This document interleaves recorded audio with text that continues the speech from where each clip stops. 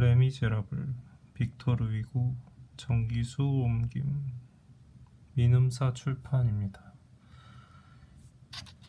이보시오 하고 장발장은 말했다. 당신에게 한 가지 말할 게 있어. 나는 전과자요. 지각할 수 있는 날카로운 소리의 한계는 귀에 대해서와 꼭 마찬가지로 정신에 대해서도 지각의 범위를 벗어날 수 있다.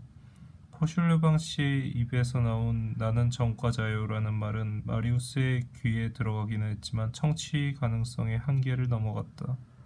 마리우스는 알아듣지 못했다. 무엇인가 방금 자기에게 말한 것 같았으나 무엇인지 알 수 없었다. 그는 멍하니 있었다. 그는 그때 자기에게 말하는 사람이 무시무시한 것을 느꼈다. 완전히 황홀경에 빠져 있던 그는 이때까지 그 무시무시한 창백함을 알아차리지 못했다. 장발장은 오른팔을 받쳐주고 있던 검은 천을 풀고 손을 감고 있던 붕대를 풀고 엄지손가락을 드러내어 그것을 마리우스에게 보였다. 내 손은 아무렇지도 않소 하고 그는 말했다. 마리우스는 그 엄지손가락을 바라보았다. 나는 여기엔 전혀 아무 탈도 없었소 하고 장발장은 말을 이었다. 정말 아무런 상처 자국도 없었다. 장발장은 계속했다. 나는 당신 결혼식에 없었던 것이 좋았소. 나는 내가 할 수 있는 한 내가 없도록 하였소. 나는 조금도 위증을 하지 않으려고 결혼계약서에 무효한 것이 들어가지 않게 하려고 서명에서 면제되기 위해 이렇게 다쳤다고 거짓 꾸몄던 것이오. 마리우스는 더듬거렸다. 그게 무슨 말씀입니까? 무슨 말인 거 아니?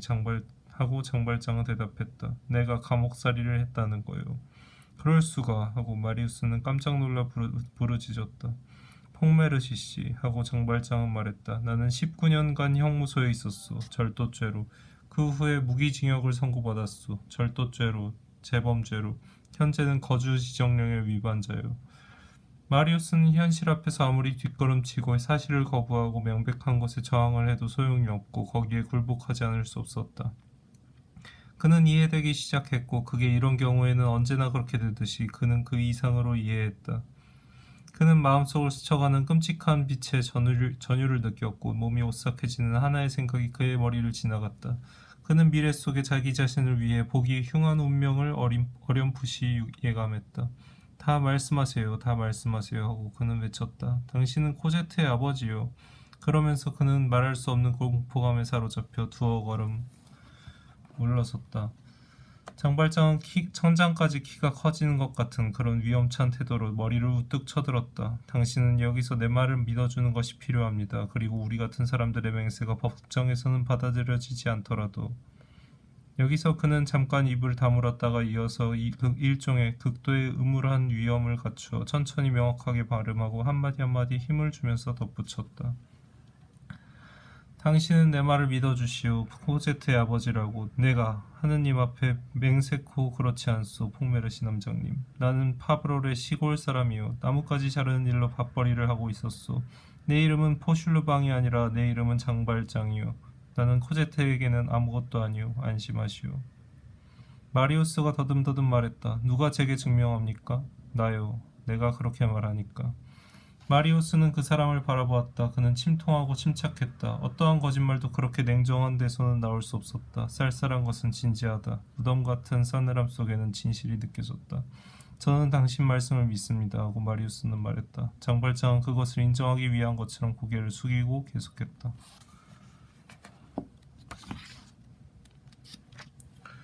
코제트에게 내가 무엇이오? 한 지나가는 사람이오. 10년 전에 나는 코제트가 존재한다는 걸 모르고 있었소. 내가 그녀를 사랑한다는 것, 그것은 사실이오. 사람이 어린 소녀를 봤을 때 그 사람 자신은 이미 늙었으니까. 그는 그 아이를 사랑하는 것이오.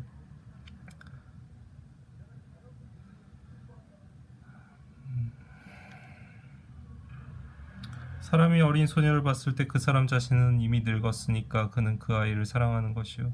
사람이 늙었을 때에는 모든 어린아이들에 대해서 스스로 할아버지같이 느껴져요. 나도 뭔지 보통 사람의 마음 같은 걸 가지고 있다고 당신도 생각할 수 있을 것 같소.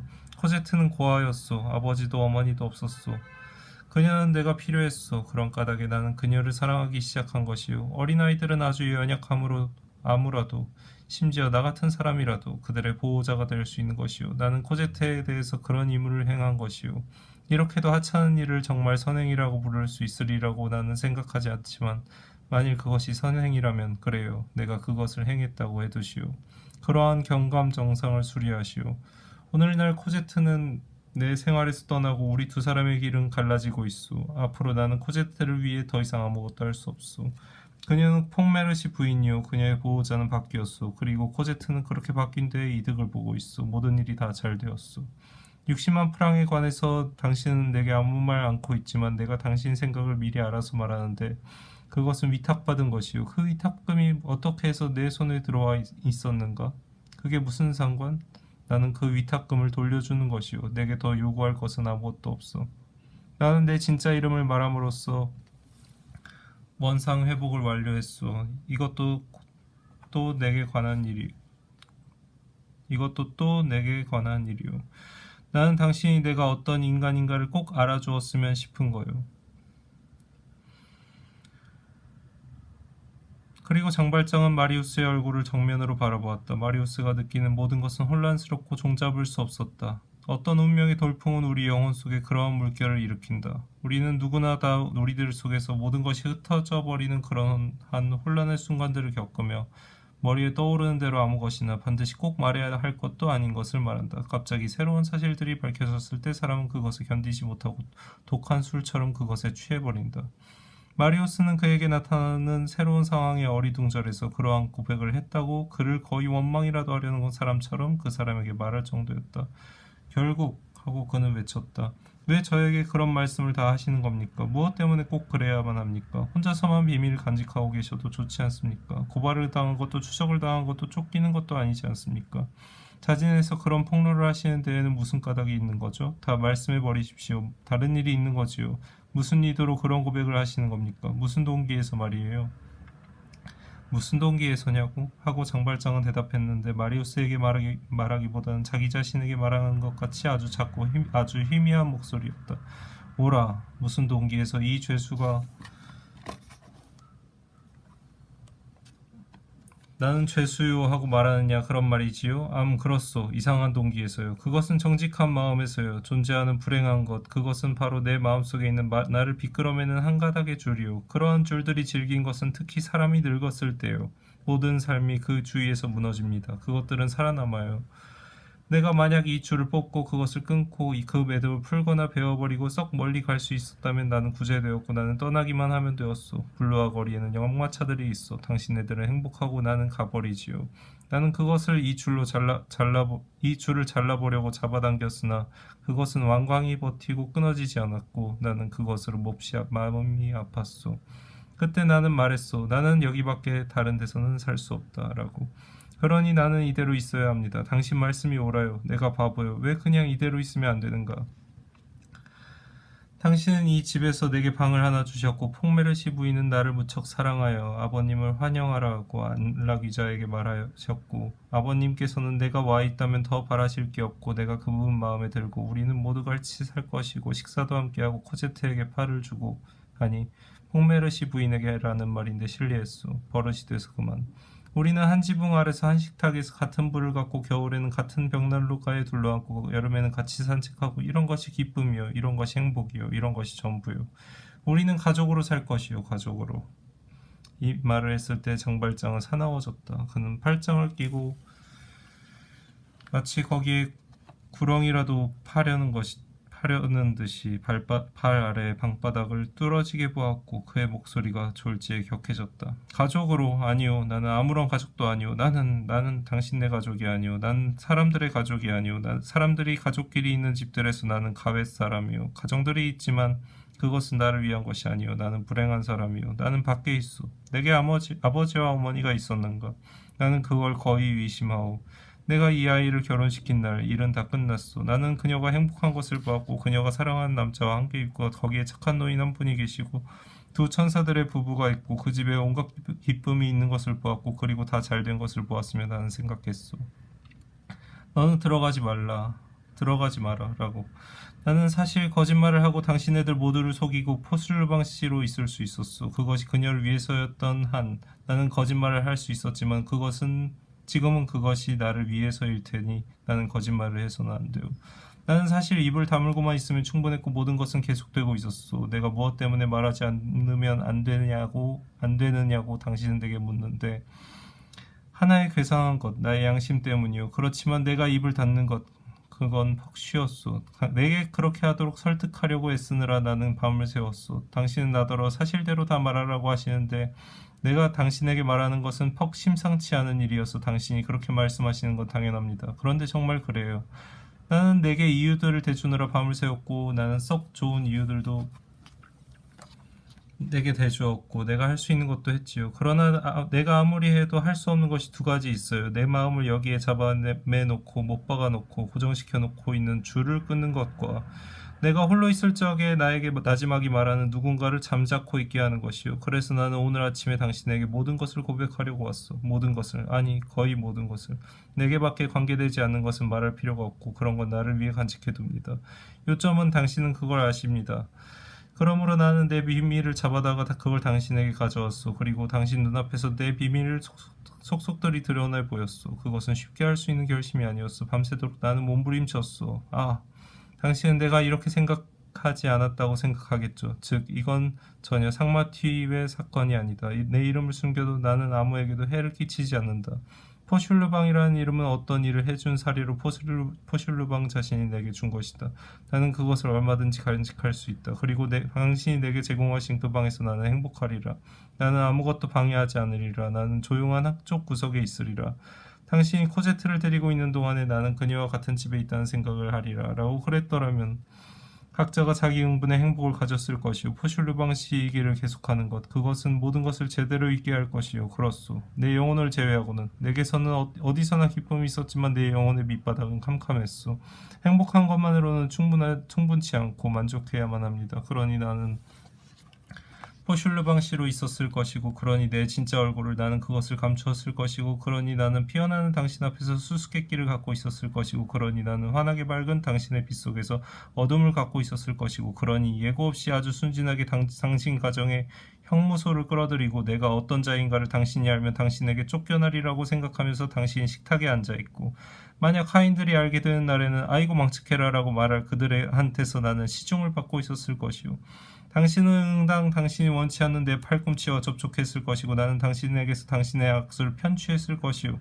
당신 집에서는 존경할 만한 백발과 낙인 찍힌 백발이 존경을 나누었을 것이고 당신네들이 지극히 친밀하게 지내는 시간에 모두가 서로 흉금을 터놓고 있다고 생각할 때 조부님과 당신 두 분 다 이렇게 넷이 다 있을 때 거기에 모르는 사람 하나가 있었을 것이요. 나는 오로지 내 무서운 우물뚜껑을 건드리지 않으려는 배려만을 하면서 당신네들 생활 속에서 당신네들과 나란히 있었을 것이요. 그러니 나는 죽은 사람인 나는 살아있는 당신네들에게 짐이 되었을 것이요.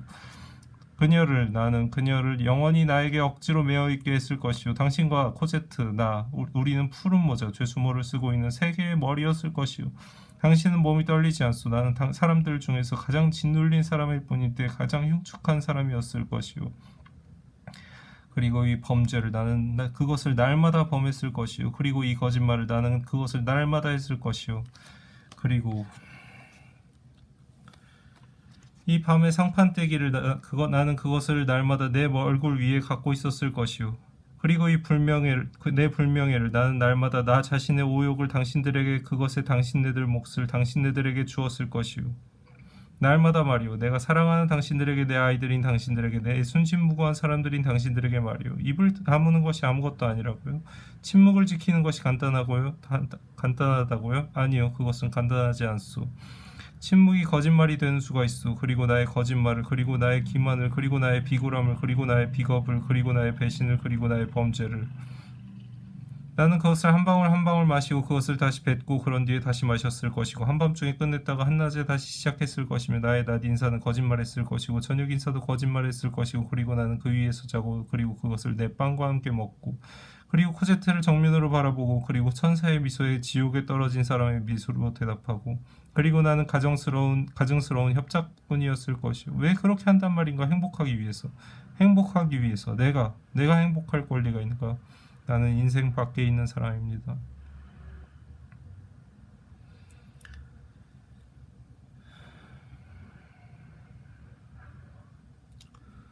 장발장은 말을 멈추었다. 마리우스는 듣고 있었다. 이러한 생각들과 범민들의 연쇄는 중단될 수 없다. 장발장은 다시 목소리를 낮추었으나 그것은 더 이상 은은한 목소리가 아니라 그것은 음산한 목소리였다. 왜 내가 말하느냐고 당신은 물었지요?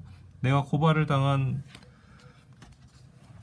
것도 쫓기는 것도 추적을 당한 것도 아닌데 그런 말씀이었죠. 그렇지 않소. 나는 고발을 당하고 있어. 그렇지 않소. 나는 추적을 당하고 있어. 그렇지 않소. 나는 몰리고 있어. 누구에게? 나에게. 나 자신에게 통행을 막는 것은 나이고 나는 나를 끌고 나를 밀고 나를 제지하고 나를 처분하는데 사람들이 자기 자신을 붙잡는 때는 꽉 붙잡히는 것이요.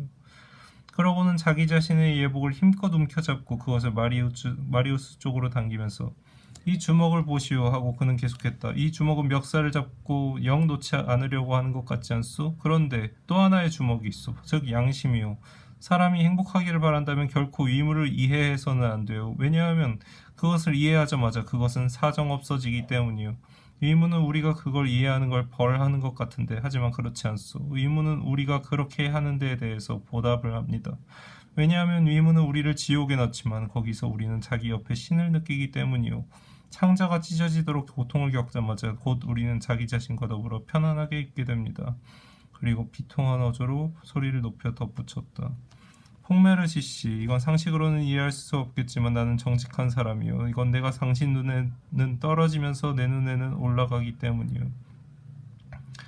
이런 일은 이미 내게 한 번 있었지만 그건 덜 괴로웠어. 그건 아무것도 아니었어. 그렇소. 정직한 사람이요. 만일 당신이 내 잘못으로 인해 나를 계속 존경한다면 나는 정직한 사람이 못 될 것인데 지금 당신이 나를 경멸하니까 나는 정직한 사람이요. 나는 훔친 존경밖에는 결코 갖지 못하므로 그러한 존경은 나를 욕되게 하고 나를 마음속으로 괴롭히는데 내가 나를 존경하기 위해서는 사람들이 나를 경멸하지 않으면 안 되는 그런 숙명을 나는 내 몸에 지니고 있어. 그럴 때면 나는 꿋꿋이 일어섭니다. 나는 자기의 양심에 복종하는 죄수요. 이런 일은 유례가 없다는 걸 나는 잘 알고 있어. 그러나 내가 이걸 어떻게 합니까? 이게 사실인걸. 나는 나 자신을 향해 맹세를 했고 나는 그것을 지키고 있어. 우리는 속박당한 경우가 있고 우연히 의무 속에 들어가는 수도 있어요. 아시겠소? 폭메르시 씨. 내 생애에는 여러 가지 일들이 있었소. 장발장은 또 말을 중단하고 자기 이야기의 뒷맛이 씁쓸하기라도 한 듯이 애써 침을 삼키면서 말을 이었다.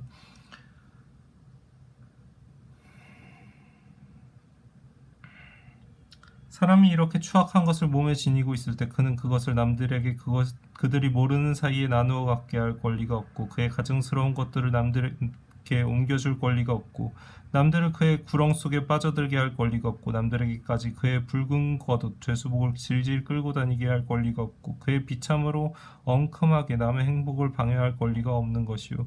건강한 사람들에게 다가가 어둠 속에서 그의 보이지 않는 괴양을 가지고 그들과 접촉하는 것, 그것은 흉측한 일이요. 포슐르방은 나에게 그의 이름을 빌려주었지만 나는 그걸 사용할 권리가 없소. 그는 내게 그것을 줄 수 있었지만 나는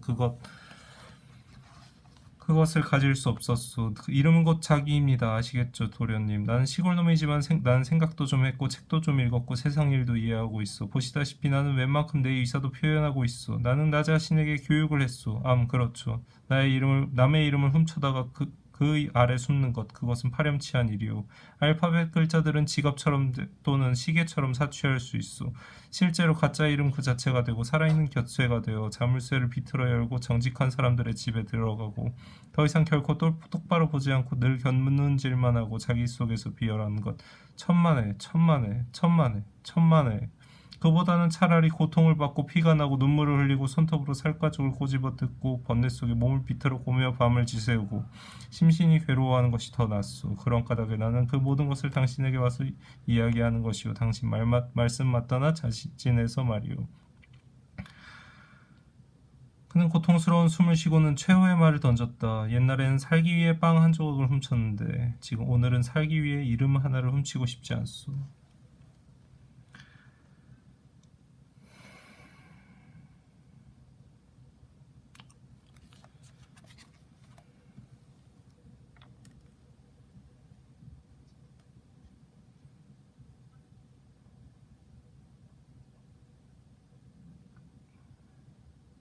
장발장은 거울 앞에서 걸음을 멈추고 가만히 서 있었다.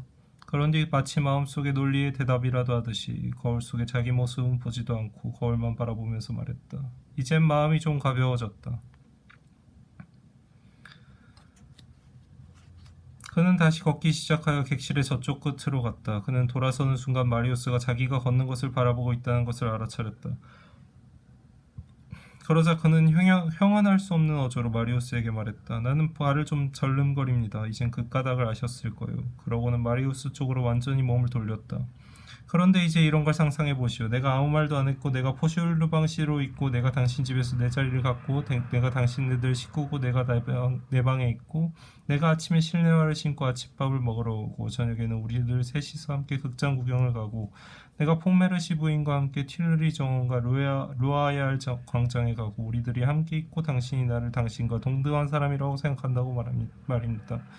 어느 날 내가 거기에 있고 당신이 거기에 있고 우리가 이야기하고 있고 웃고 있는데 벼랑간 당신이 장발장이다 하고 하나의 목소리가 그 이름을 외치는 것을 듣고 그 무시무시한 손이 경찰이 그늘 속에서 나와 갑자기 내 가면을 횟가닥 벗겨버린다고 말이오. 그는 또 입을 다물었다. 마리우스는 부르르 떨며 일어섰다. 장발장은 말을 이었다. 그런다면 당신은 뭐라고 말하겠소? 마리우스의 침묵이 대답이었다. 장발장은 계속했다. 내가 침묵을 지키지 않는 것이 옳다는 걸 당신은 잘 아실 겁니다. 자, 행복하시오. 천국에 계시오. 한 천사의 천사가 되시오. 태양 속에 계시고 그것에 만족하시고 한 가엾은 죄인이 흉금을 터놓고 의무를 다하기 위해 취하는 방식은 걱정하지 마시오. 지금 당신 앞에 있는 것은 불쌍한 사람이요.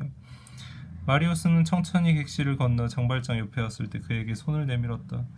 그러나 마리우스는 상대방이 전혀 손을 내밀지 않으므로 더 다가가 그 손을 잡아야 했고 장발장은 하는 대로 내버려 두었는데 마리우스는 마치 대리석에 손을 쥐는 것 같았다. 우리 할아버지는 친구들이 있습니다 하고 마리우스는 말했다. 제가 사면을 얻어드리겠습니다. 그건 소용없소. 하고 장발장은 대답했다. 사람들은 내가 죽은 걸로 알고 있는데 그것으로 충분합니다. 죽은 사람들은 감시를 받지 않으니까 그들은 조용히 썩고 있는 걸로 간주되고 있어. 죽음 그것은 사면과 똑같은 것이오. 그리고 마리우스가 잡고 있는 손을 빼내면서 일종의 준엄한 위엄을 갖추고 그는 덧붙였다.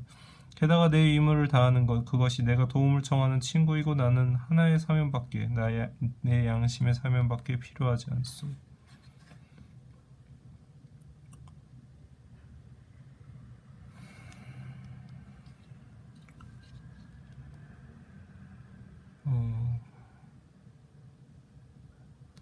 감사합니다.